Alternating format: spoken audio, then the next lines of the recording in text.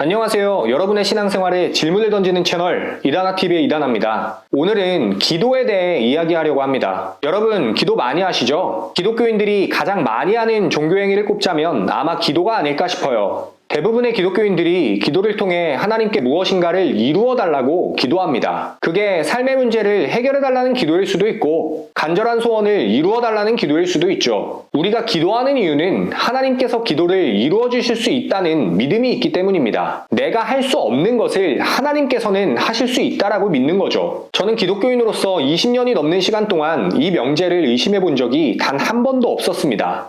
근데 여러분, 혹시 예수님을 믿지 않는 사람을 위해 기도해 본 적 있으신가요? 저는 교회 다니지 않는 아버지를 위해 오랜 시간 기도해 왔습니다. 가족 중에 교회 다니지 않는 분이 계신 분들에게는 이런 기도가 낯설지 않을 거예요. 지금 이 시간에도 수많은 기독교인들이 예수님을 믿지 않는 사람들의 영혼을 위해 기도하고 있습니다. 앞서 말했듯 기도는 내가 할 수 없는 것을 하나님께서는 하실 수 있다고 믿기에 하는 거예요. 만약 하나님께서 아무것도 하실 수 없다면 이 세상에 기도하는 사람은 아마 단 한 사람도 없을 겁니다. 이런 의미에서 비기독교인들을 위해 기도하는 건 하나님께서 그 사람을 변화시킬 수 있다는 믿음의 고백입니다. 저를 비롯한 대부분의 기독교인들이 그렇게 배워왔어요. 하나님께서는 무엇이든 하실 수 있다라고요. 다시 한번 말씀드리지만 저는 여태껏 한 번도 이 명제를 의심해 본 적이 없었습니다. 그러나 아버지를 위해 기도한 시간이 20년이 넘어가면서 제 안에 있던 믿음이 조금씩 바닥을 드러내기 시작했어요. 과연 하나님께서는 우리 아버지를 변화시킬 수 있는가? 라는 현실적인 의문이 들기 시작한 거죠. 20대 초반에 처음 들었던 이 생각은 1년이 넘는 시간 동안 저를 괴롭혔습니다. 20년이 넘도록 기도했지만 아버지께선 조금도 변하지 않으셨기 때문이에요. 이 지점에서 저는 기도의 효력에 대해서 고민하지 않을 수 없었습니다. 다시 말해 누군가의 변화를 위해 하는 기도가 실제로 그 영혼에게 어떤 영향을 미치는지 고민하기 시작한 거예요. 고민 끝에 저는 이 기도에 큰 모순이 있다는 결론을 내릴 수밖에 없었습니다. 두 가지 이유에서였어요. 첫째는 이 명제가 인간의 자유의지와 상충하기 때문이에요. 나의 기도를 통해 누군가의 영혼이 변화된다면 그건 그 영혼이 가지고 있는 자유의지를 침해하는 것이 돼버립니다. 예를 들어 제가 제 아버지를 위해 기도할 때 하나님께서 제 아버지의 뇌에 어떤 변화를 줘서 하나님을 믿게 만든다면 아버지는 자유의지가 없는 그냥 로봇인 거예요. 어떤 것에 의해서도 침해받지 말아야 할 자유의지가 기도를 통해 침해받는다면 그건 신학적인 모순입니다. 둘째로 비기독교인을 위한 기도는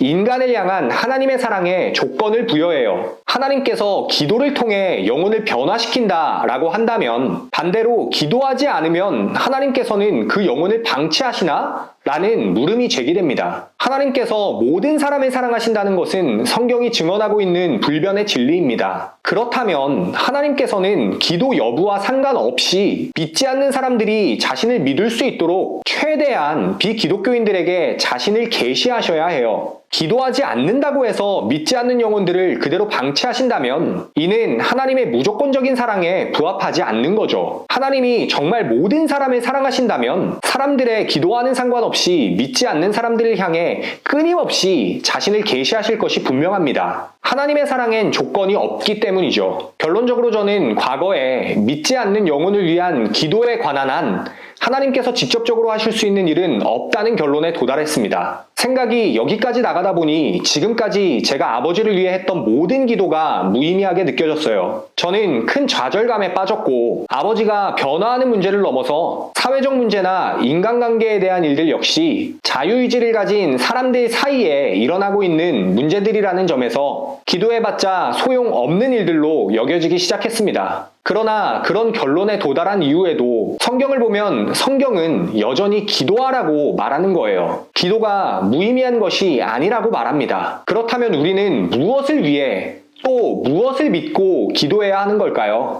한동안 이 문제로 깊이 고민하던 저는 문제 해결의 실마리를 역지사지라는 사자성어 속에서 발견했습니다. 기도하는 사람과 기도의 대상을 바꿔서 생각해 본 거예요. 제가 누군가를 위해 기도하듯이 누군가는 저를 위해 기도하고 있을 텐데 그렇다면 그 사람에게는 제가 변하는 것이 기적이라는 사실을 깨닫게 된 거죠. 맞아요. 입장을 바꿔 생각해보면 내가 변하는 것이 누군가에게는 기적입니다. 여기서 기도에 대한 제 관점이 완전히 달라졌어요. 제 기도가 다른 사람에게 어떤 영향을 미치는지는 정확하게 알 수 없습니다. 그러나 분명한 것은 과거의 경험을 돌이켜볼 때 기도를 통해 저 자신은 분명히 변화되었다는 사실이에요. 그게 바로 기도로 경험할 수 있는 첫 번째 응답이었던 거죠. 기적의 시작은 나 자신의 변화에 있었습니다. 타인의 변화를 경험하기 전에 선행되어야 할 것은 나 자신의 변화였던 거예요. 달리 말하면 나 자신의 변화 없이는 타인이 변화되는 기적 또한 결코 일어나지 않는다는 사실을 깨닫게 된 것입니다. 앞서 저는 오랜 시간 나의 기도를 통해 하나님께서 일하신다는 믿음을 가지고 살아왔습니다. 그러나 제가 이 시기 고민을 통해 깨달은 것은 하나님께서는 기도를 통해 나를 변화시켜 쓰신다는 사실이에요. 예를 들어 믿지 않는 아버지를 위해 10년, 아니 100년을 기도한다 하더라도 아버지를 대하는 나의 태도가 변하지 않는다면 아버지는 절대 변하시지 않습니다. 기도를 통해 내가 먼저 변화돼야 그 뒤에 비로소 아버지도 변화되실 수 있다는 거죠. 우스갯소리 중에 이런 이야기가 있습니다.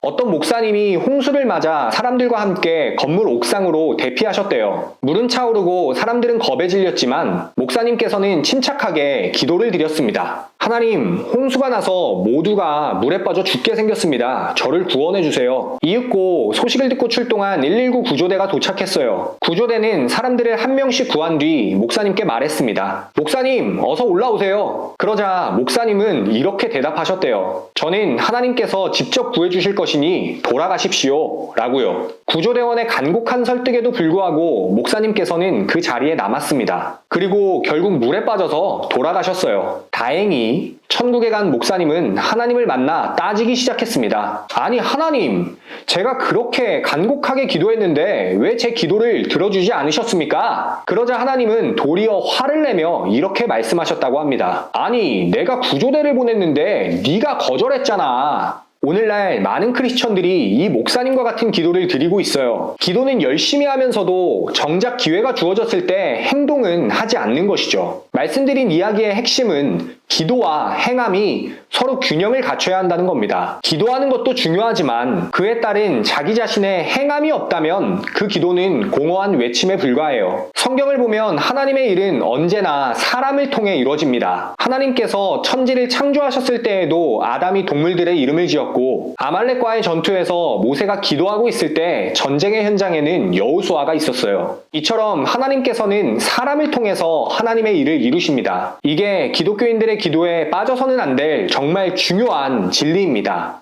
지금 이 시간에도 많은 기독교인들이 하나님께 기도를 드려요. 그러나 기도가 끝나고 나면 기도의 내용과는 전혀 무관한 삶을 사는 사람들이 많습니다. 그러나 우리는 반드시 기억해야 해요. 만일 하나님 좋은 성적 거두게 해주세요 라고 기도한다면 집으로 돌아가서 반드시 공부해야 합니다. 또 믿지 않는 부모님을 위해 기도하고 있다면 기도가 끝난 뒤 집으로 돌아가서 부모님께 안마도 해드리고 설거지도 하고 빨래도 널어야 해요. 이와 동시에 부모님께 복음을 전해야 합니다. 그래야 성적이 오르고 그래야 부모님이 변화되는 거예요. 오늘날 많은 크리스천들이 자기 자신의 변화 없이 하나님께만 모든 문제를 해결해달라고 기도합니다. 그러나 사실 그 문제들 중 대부분이 내가 변해야 해결되는 일이에요. 저는 기도가 정확히 어떤 능력이 있는지 알지 못합니다. 아니, 정확히 말하면 누구도 알 수 없어요. 그러나 제가 알고 있는 분명한 사실은 내가 변하지 않으면 결코 하나님의 일은 성취되지 않는다는 사실입니다. 하나님께서는 당신의 뜻대로 살아가는 사람들을 통해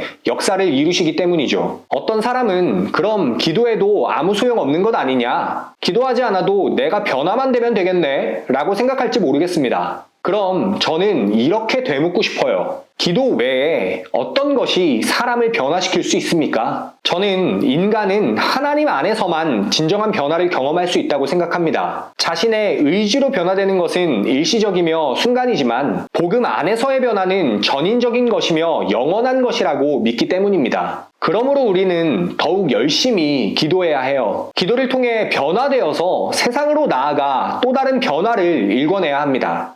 오늘 내용을 정리하려고 합니다. 저는 오늘 영상에서 기도가 무의미하다는 말을 하려는 게 아니에요. 단지 기도만 할 뿐 자신의 삶을 바꾸려는 노력은 하지 않는 기독교인들에게 다시는 같은 실수를 반복하지 말자고 이야기하는 겁니다. 지금 우리는 개신교 인구가 1,000만 명에 가까운 대한민국에 살고 있어요. 그러나 곳곳에서 들려오는 기독교에 대한 소식은 좋지 않은 경우가 대부분입니다.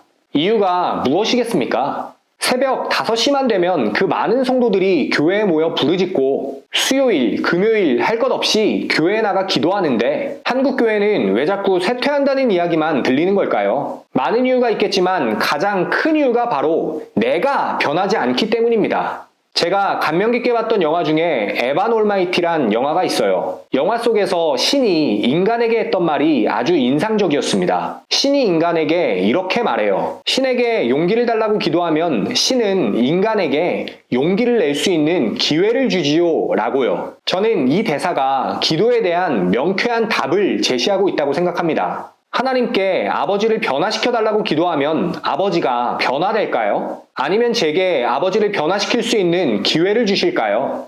사실 하나님께서는 우리가 기도하기도 전에 수많은 기회를 이미 주셨는지도 몰라요. 어쩌면 지금 이 순간조차도 우리에겐 기회일지 모르는 겁니다. 그래서 오늘의 질문, 지금 당신이 하고 있는 기도는 허공에 울리는 공허한 외침입니까? 아니면 하나님께 드리는 기도입니까? 당신의 변화가 그 답이 될 것입니다.